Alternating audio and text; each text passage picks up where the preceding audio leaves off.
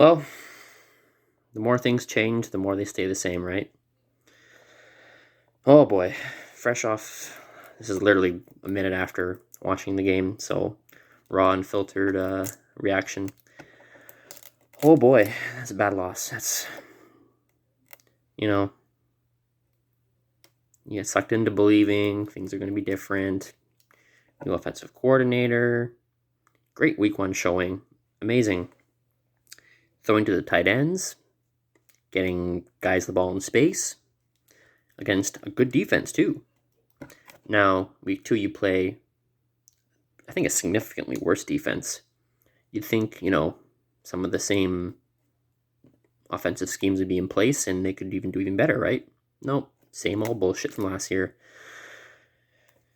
I don't know. I know it's early. I'm not going to overreact, but DK's not catching 50-50 balls. He's just not. He's not. He's not even close. They don't even come off his hands. They're just not working. They're obviously shading the coverage his way. Why, in key points of the game, are you not sticking with what works? Why did Disley not get one target? Why did Everett get only one target himself? So between your two stud tight ends, one pass against a significantly worse. Who's playing middle linebacker for Tennessee? Ray Lewis? Why are you not? The Colts had a much better defense that could have neutralized the tight end passing and the running backs in the flat and that. Tennessee's defense sucks. They got killed last week. Why are we just Lockett and DK getting all the targets? I couldn't. And the running game wasn't working. That's fine. Still would have liked to see them maybe try to run the ball a little bit in overtime instead of whatever that disaster was. Oh my god. Just terrible. I know people are going to look at the score and see, 33-30. The defense played well. They were on the field the whole fucking game because the offense couldn't sustain a drive in the second half. The defense actually played well. The score doesn't reflect it. They let one of the best players in the entire league, in Derrick Henry, run over them. It's going to happen. It happens to every team. He ran for 2,000 yards last year. Every team is going to be victimized by Derrick Henry. It happens. They let, Julio cook them. Julio kills the Seahawks every time. No surprise there. They neutralized A.J. Brown. They got Tannehill a couple times. The pass rush looked pretty good. Not great, but they got home when they had to. A couple big stops, but they were on the field way too much. Offensively, when we had success, it was quick plays, bombs, deep throws. The defense got tired. And what do you think is going to happen? You're punting from your fucking end zone in overtime. Other team needs a field goal to win. It's over. It was over. It should have been that was a safety. Russ took a safety. It's intentional grounding in the end zone. Play was blown dead because they thought that was a blown call, 100%. Objectively speaking, the game should have been over. It would have been more fun too if the game would have ended on a walk-off safety. That game deserved to end on a walk-off safety, not Randy Bullock hitting a field goal from 30 yards. That Russell Wilson should have been called for a safety there. But what do you do? It's just I don't understand it.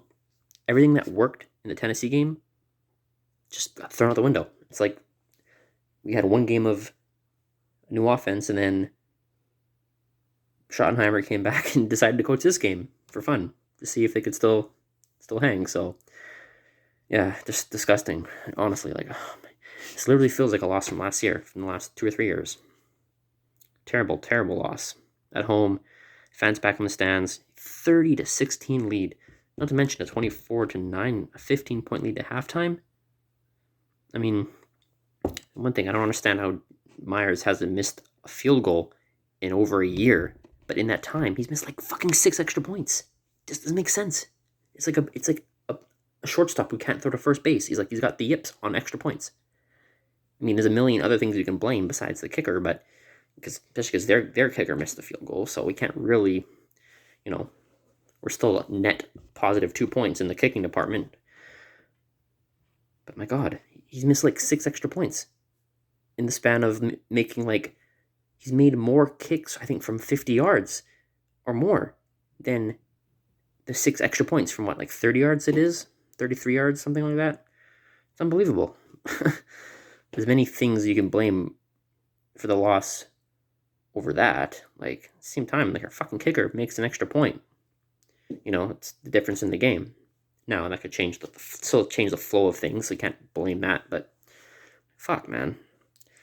The offense is to blame, and it's hard to say. I know you just look at the box score, 33-30, Seattle's defense sucks again. No, our defense was really good.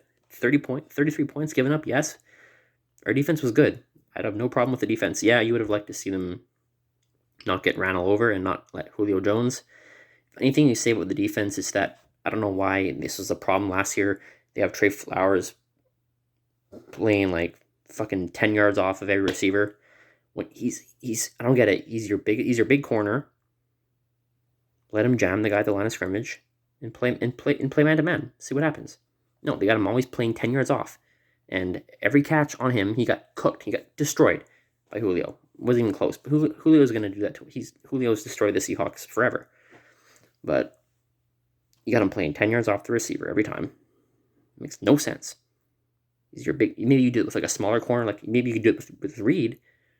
But no, let Flowers play fucking 10 yards off the receiver. You throw the ball 8 yards. He's nowhere near him. It's a joke. It's terrible. But other than that, the defense was pretty good, honestly. Like, they got killed by the best running back in football and a top 3 receiver still. And Julio came back and he had a quiet week 1. He was hungry to come back and show who he was, and they did that, right? So, beat by 2 players. It's unfortunate, but overall the defense played well enough to win the game. The offense scored 6 points in the entire second half. 6 points.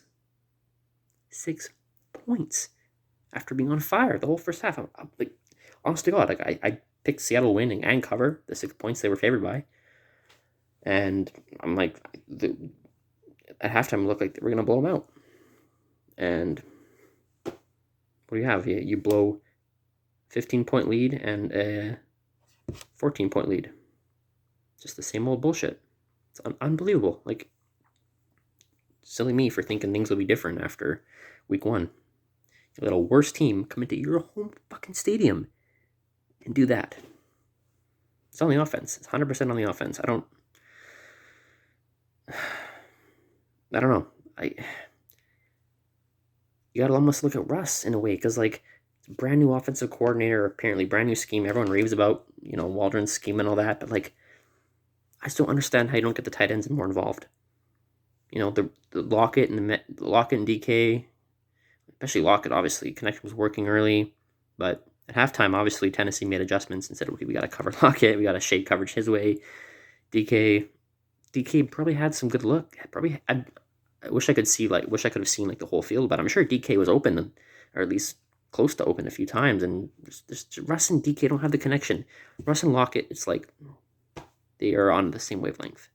But DK and Russ have never really fully been on that connection. And instead, DK missed a couple 50-50 balls. He's just not, his head's not in it this year. And he took like 3 more penalties. Like, fuck, man. He thinks he's the hottest.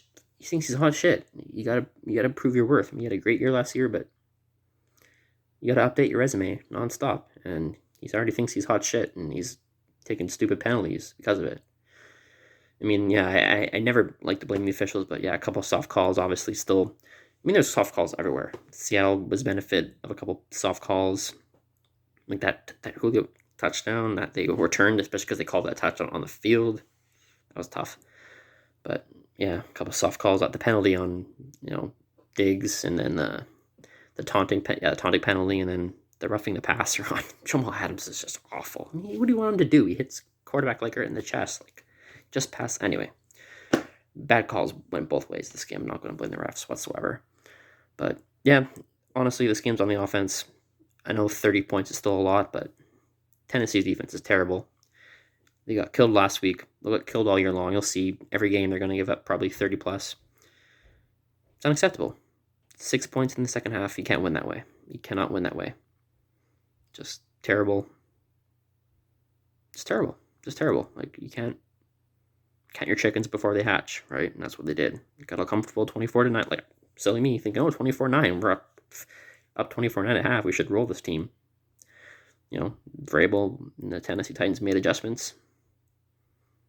And yeah, it's a disaster. Just an awful, awful loss. Got to bounce back next week. I'll have a preview of a week 3 preview. Maybe I'll do like a separate Seahawks preview too, because this game just took about 10 years off my life. I need to kind of recuperate now. So, yeah, bad loss. Just awful loss, especially with the Rams winning, Cardinals winning, Niners winning. We're now last in the division. You can't lose that game. You just cannot lose a game like that. You can lose a game here and there. Yeah, you're going to lose games. Like, you cannot lose a game like that where you had it in your grasps. It's one thing to let a player like Derrick Henry and Julio Jones, they're going to do it to every team, but they're going to do it to every team while still losing games. You cannot lose the game like that, where you just decide to mail it in offensively and get